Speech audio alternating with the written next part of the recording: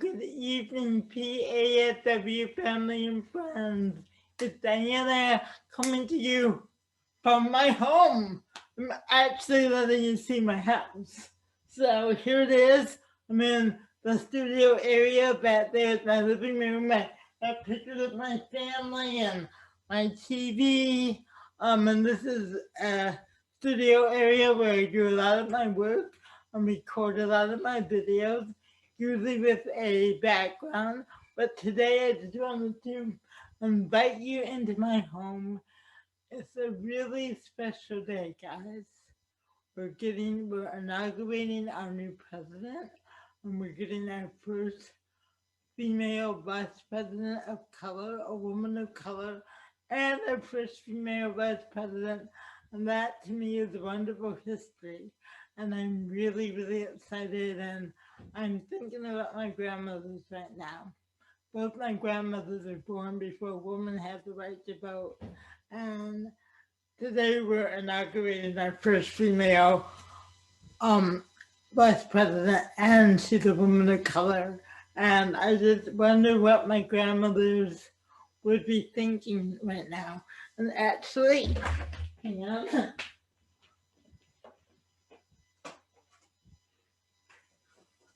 Let me see. These are my, can you see? These are my grandmothers. That was my dad's mom, my grandmother Naomi. And this is my mom, my grandmother Juma. And like I said, they were both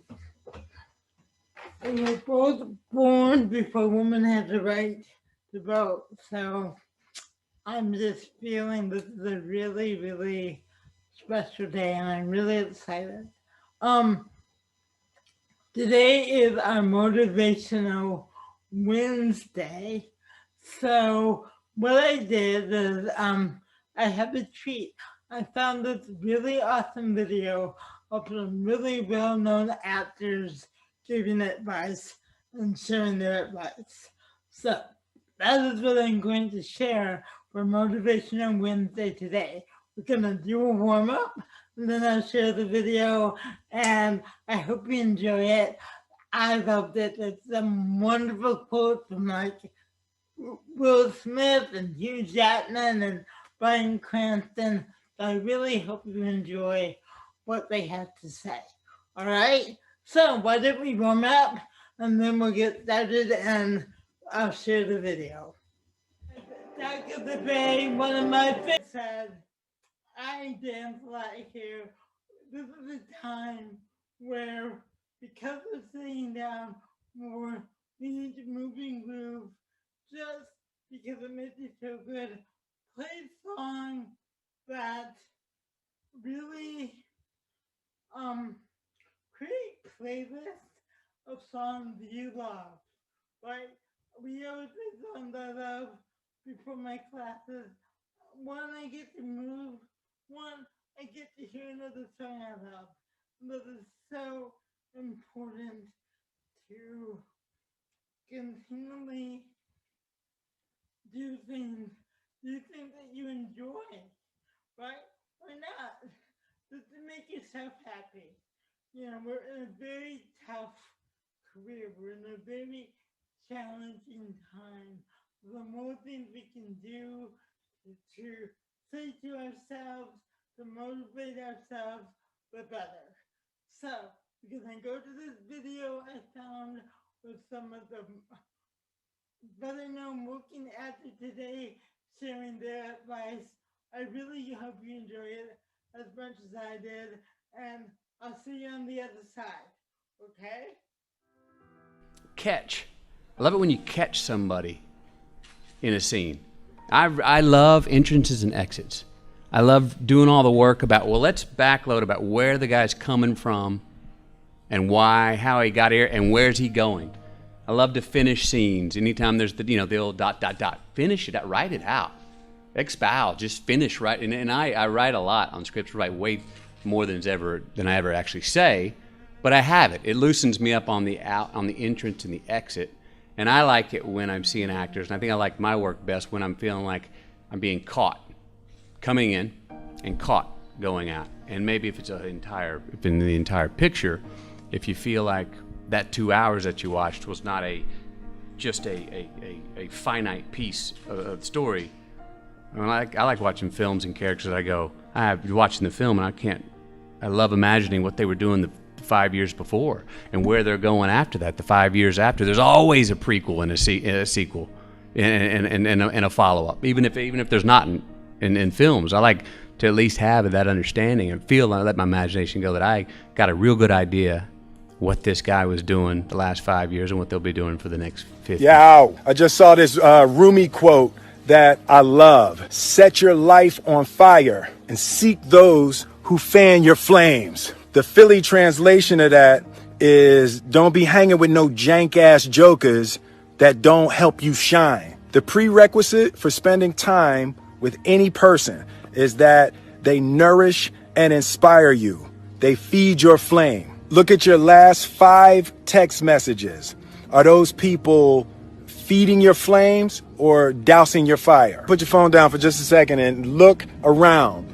Look to the people around you. Are those people throwing logs on your fire or are they pissing on it? The people that you spend time with are going to make or break your dreams. Everybody don't deserve to be around you. You got to defend your light with your life. So first day of rehearsal, and everybody sat around in a circle cross-legged on the floor, and all I'm thinking is, oh my God, he's going to do trust exercises, I know it. And panicking, or that he's going to start talking about Stanislavski and things that I know nothing about, or worse still, Shakespeare, which I also knew very little about at the time.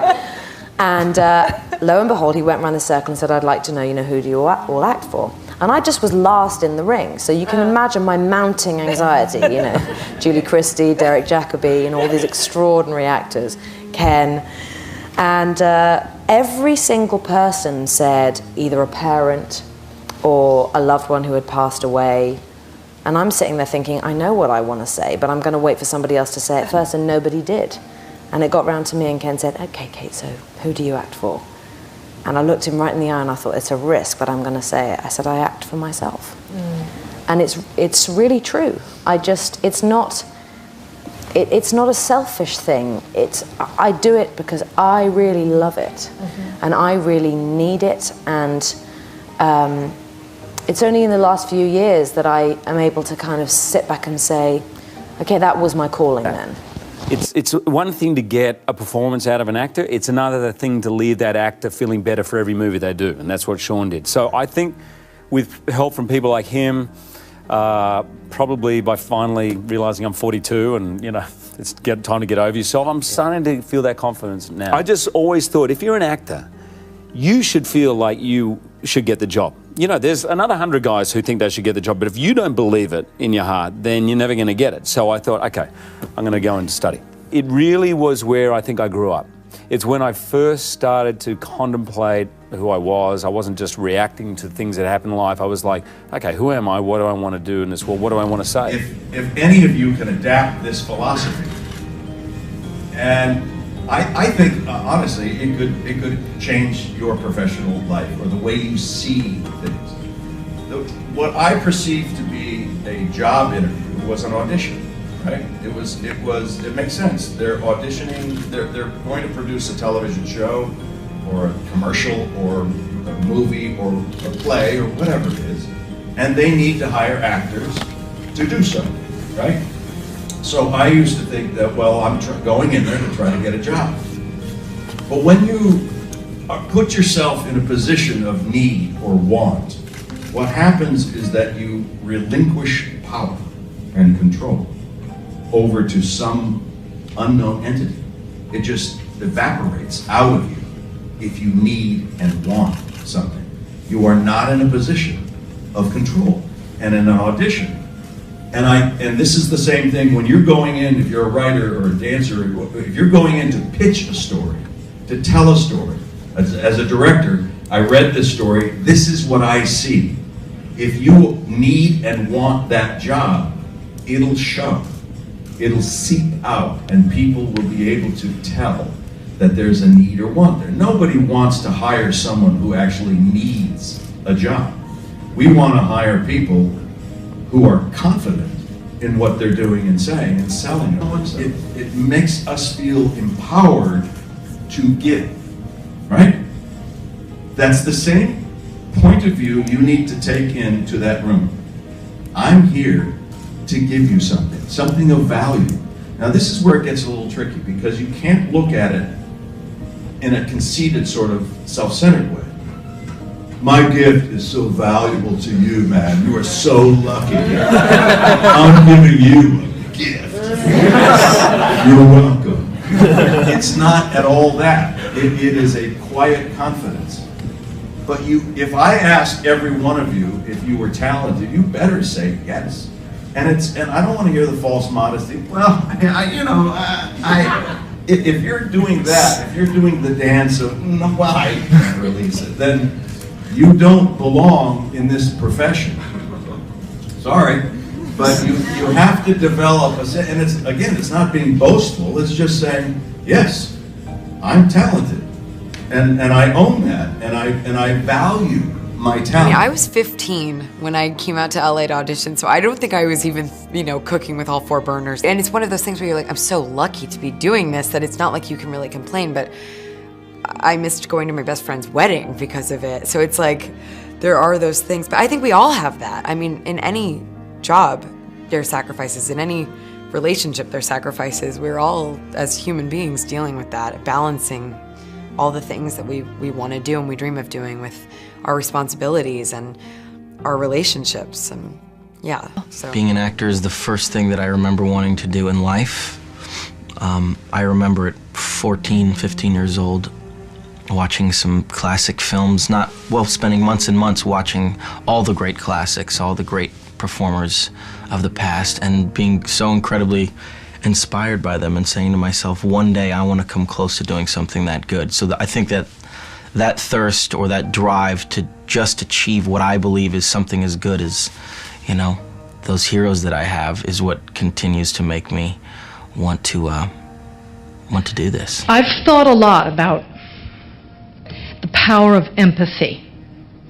In my work, it's the current that connects me and my actual pulse to a fictional character in a made-up story. It allows me to feel pretend feelings and sorrows and imagined pain.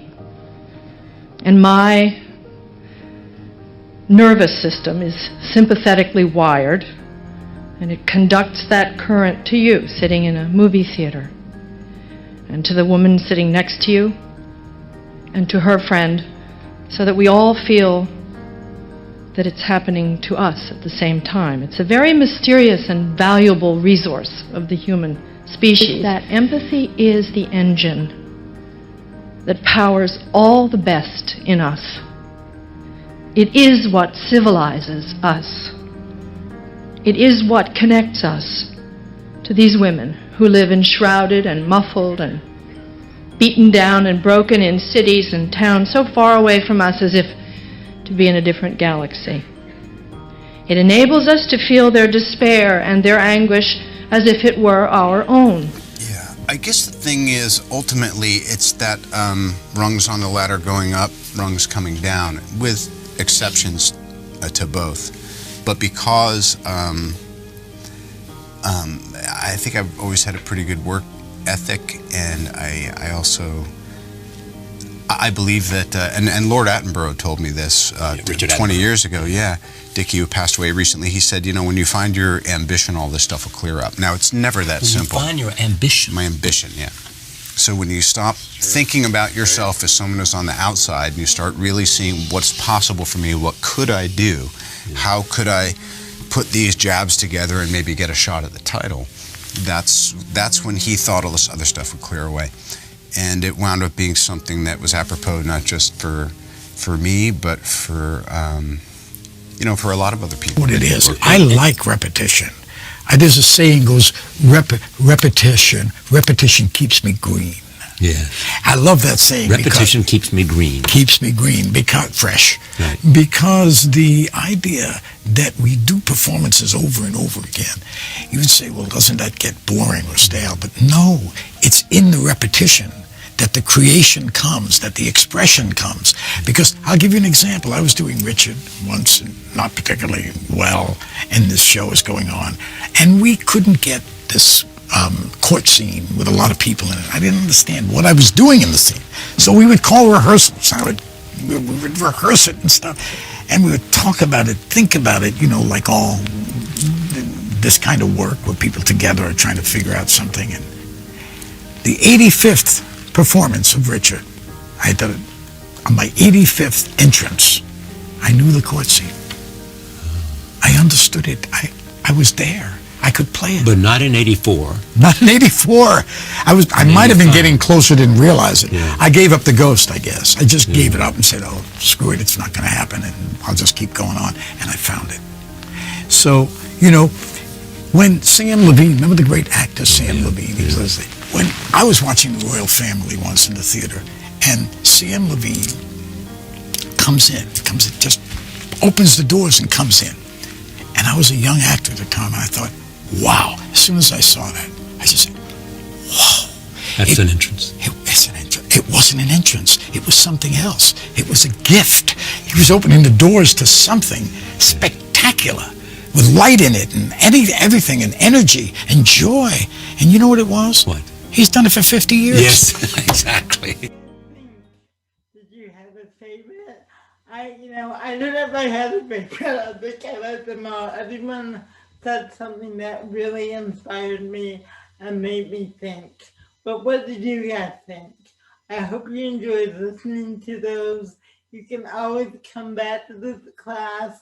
That's what's so great about them being on YouTube.